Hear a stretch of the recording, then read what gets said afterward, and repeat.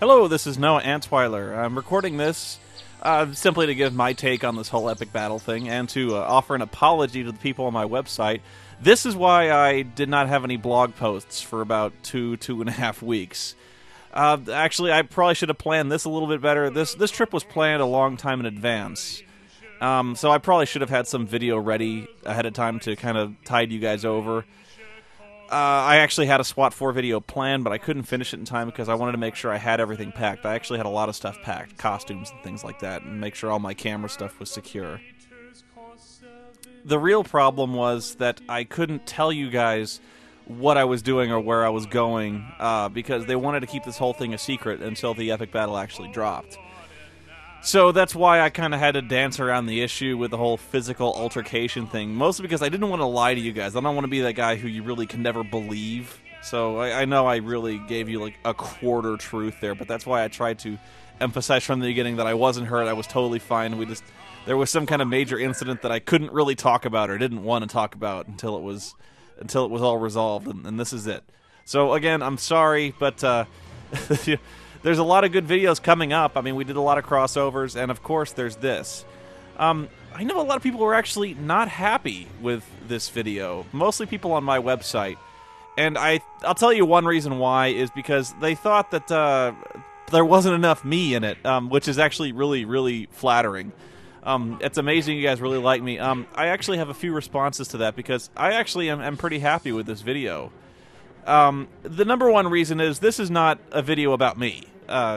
This is the video about the nostalgia critic and the nerd, and we're just kind of, reinforcements for both sides. So, if this was a Spoony video, there'd be a lot more of me in it. Yeah, so that's mainly why. The second reason why is this video is about 22 minutes long as it is. It's already really long. And I think Doug actually wrote this and directed this in a very even-handed way to give all of us 1-2 heroic moments, 1-2 really funny moments, and leave it at that. I mean, if it was any more than that, it wouldn't really be fair, and it would kind of seem indulgent to a couple favored critics, and that's not what we were going for. We were trying to get this fight scene shot, get everyone their bits, and kind of get out of here. And even you might argue that it goes on a little too long even for that. I think this is still really funny, though. I do agree that I'm actually very harsh on my own videos, and so, of course, I'm going to say that no matter how good it is, it could always be better. And I think the way this video could have been better from the beginning would have been, we shot this in one day in like a 14-hour stretch, a very exhausting shoot from the beginning. And we really should have had about 3 days to shoot this and space this out in like 6-hour segments, 6 to 8 hours a day, just to get the kind of coverage, get the kind of multiple takes we needed. As it was, we were really, really rushed, and so every shot you see was 2, maybe 3 takes tops. And so if there was a complaint against this, is that we really needed some more takes, some more time to choreograph and kind of plan these shots out. I'm still really happy with it. It's a miracle we got this shot, because I remember James Rolfe was not optimistic at all that we could get this shot in a day. And I actually cheered him up a little bit. I said, "We're pros." Oh, I'm a man! The second kind of frustration, actually Linkar was a little frustrated with the script himself, because Doug has seen some of our stuff, but he hasn't really seen all of it, so he doesn't know all of our little picadillos. He doesn't know all of our little call-outs and shout-backs. And so that's why the script is a little generic when it comes to the gags that go on here. Like, Linkar wasn't happy about in the script originally, he fires the gun and is surprised that it works, when in fact he's fired the gun many times in his reviews. So we did a few changes here and there just on the fly. I love that line. I hate you! That's why there's no Dr. Insano. I actually thought it was best not to involve Dr. Insano in this because it's me. It's not the doc. I would have loved to have steered Neutro in here and do all this, but that's getting pretty deep into references that we did our best to throw them in on the day on the shoot, but none of us really wanted to interfere with the script, and we were in such a rush to get this done that if we all had time to throw in our little inner sight gags and references, we never would have got this done. So we pretty much stuck to the script, except for some gags in the background. And I think all of us understood that we really needed to get this shot pronto. 8-Bit Mickey was one of the gags that really cracked us up every time it happened. We tried to get 8-Bit Mickey to stick his head in and do this stuff every time we could, even when it didn't really make sense. I love this face on Handsome Tom. We shot this face like 4 times, and I thought this was a really constipated face. The Dragon Punch. I was actually not happy with this take. I thought I did better takes of that, but it's still really funny. The Dragon Punch is actually my idea, and in the script it just says I run in and punch him, and so I thought a Shoryuken would really do it. The reason I wasn't happy with that take is I actually lose my balance when I land the Dragon Punch, and I kind of launch back up into the shot, and I kind of rock back and forth because I was embarrassed. But still, I mean, that's what I mean is, like, we only had 2 or 3 shots, and so I didn't really have control over editing this.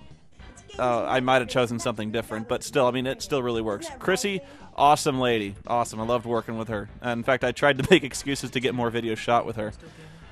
If you're not familiar with Lee is Still Gaming, people thought this was a really bad effect, but that's kind of the point, was that he is filmed only in still frames. Paw, also really funny guy. I love that guy. That's Ben at the Sage, if you don't remember. That was also a really good bit that I think gets lost in the music, where he puts his hand on her shoulder, and she goes, "Don't touch me." And he goes, "Okay." Mati, of course, stole the show, because every time he said "heart," we all cracked up. So we always tried to work in as many bits as possible where he would just randomly shout "heart," so we'd kick him, or we'd kick some unseen guy off the screen and we'd get "heart." Also, he would yell "heart" when we were doing the lineup on both sides here. This is a bit that I suggested that we never shot. A lot of people actually were kind of on board with this and a little disappointed we couldn't do it. I suggested that we do a West Side Story, there's gonna be a rumble tonight on both sides. And that never got shot. Doug actually had a really good reason for not doing that, and he actually convinced me. Still, a lot of people were kind of disappointed. He said it's a really good bit. It's a good idea. On the other hand, you are now asking me to choreograph a dance number between you really uncoordinated nerds, and so I was like, that's a pretty good point. There's like 25 of us, and you want us to do a dance number? Not a good idea. It would have taken a long time to shoot as well, just from the different perspectives and the little sight gag from West Side Story. Some people were confused by my use of a cell phone during this. They were like, "What is that? Is that your gimmick? Is that your gizmo or something like that?" I'm like, no. It was just a piece of business I thought would be funny in the background, because we were all supposed to be acting uninterested. James and Doug both crack up here. I'm surprised that actually left it in the shot, but anyway, I just thought it'd be a funny bit of business to act totally uninterested by talking on the phone, texting my girlfriend, and so that actually confused some people. They're like, "Since when did you ever use a phone in your reviews?" And look, I just thought it'd be a funny bit. The part that cracks me up every time is the part where James does this lion's roar, like, "Rawr." This is where we start getting into the fighting, and we fought for a long time. This is why it was a really long and arduous shoot. We started getting really tired by the end of it, and this room started smelling like sweat and ass. It started getting really hot, just because we were spending the whole time wrestling. So this is a lot of physical action for some relatively untrained actors and non-actors to be doing in one room, and it's kind of miraculous that we weren't hurt worse than we were. If you were looking back there, you saw Kyle Justin chase me with a guitar, and now he's kind of fending us off. That was a cool bit. But yeah, we spent a lot of time fighting, and so only a few of us got hurt. I think Angry Joe really tweaked his ankle, and I actually got knocked out. I'll tell you when that happens in a second. This bit was... I was kind of coached on this bit because some people were confused by the fact I was shrieking at the nostalgia chick, "There's no time, woman, just switch!" Doug told me, he says, like, you really got to like hand this one up. You got to start shrieking it. Like, it's vitally important that we do this. And so, again, not my choice in acting, but that was what we were encouraged to do. That was the other reason for the cell phone bit, was it was written in the script that we whip out our cell phones and start taking photos. So I actually kind of had cell phones on the mind when that bit came up. So if that helps explain why the cell phone was out, was that we were taking photos of that. And no, I don't actually have photos of them rolling around on the ground. Oh no, I have much better photos of me with all the ladies from thatguywiththeglasses.com. You know I do. Check out the gallery on my website. Anyway, me getting knocked out. Right there, if you see that Angry Joe catches one of my punches and he starts hitting me in the face with my own fist, That was a bit we came up with together, and we shot that about 3 times. And the first time we shot that scene, which actually might be the take you see, Joe catches my fist and then proceeds to just crank me right in the forehead with my own fist and knocks me out immediately. And it wasn't bad. I wasn't hurt. It was just kind of, there's kind of being degrees of being knocked out, and I've actually experienced quite a few of them. I get my ass kicked a lot. It was just kind of that time. It's the kind of knocked out where you take a shot you're really not expecting.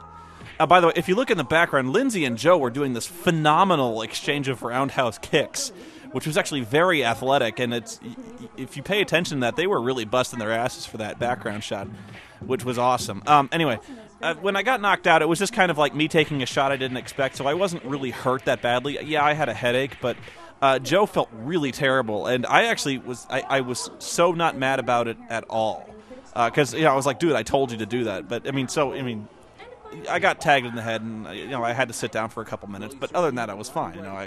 I got over that, but that was probably the worst injury we sustained, unless people kept it quiet. It was just a bunch of twisted ankles, and really the day after, it really started to sink in how sore we were, because we were doing this for like 14 hours of fighting. Oh my god, you can see me slapping my own ass in that shot back there.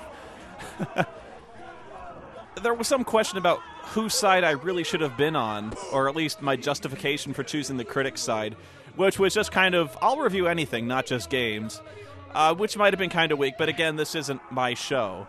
I thought about suggesting a change where Aussie would ask, whose side are you on? And I'd be like, I'm not really sure, because I kind of do both games and movies. And then I thought Nostalgia Critic would be like, I'll give you $20, or I'll give you a fudgesicle, and I immediately go, sold, my man. And then, but you have to understand, we really had to keep this moving, and we couldn't deviate from the script that much, because it would kind of open the floodgates. Like, if I got my script changes, everyone would have gotten their script changes, and I didn't want to go there. I just wanted to be good to work with, you know what I mean? I didn't want to be that guy who would always question, like, would I really do this? Would I really behave this way? I mean, look, we're doing a video where we're all fighting over something we can't even remember what we're fighting over, just because, like, gamers versus critics, and we're doing big-lipped alligator moments, and there's a homeless guy beating up a nerd, and am I really going to start throwing continuity issues and character motivations into this? Look, like, let's just do this fight thing and get it over with.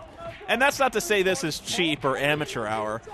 I'm just saying, like, if it's good for laughs, if it works, just do it, and that actually was kind of the way I was. If there was any problems with the script that were going on with other people, that was kind of what I told them, and it worked pretty well. For instance, I think some of the ladies were a little dissatisfied with the scripts, in that they're not by nature violent women like Little Miss Gamer.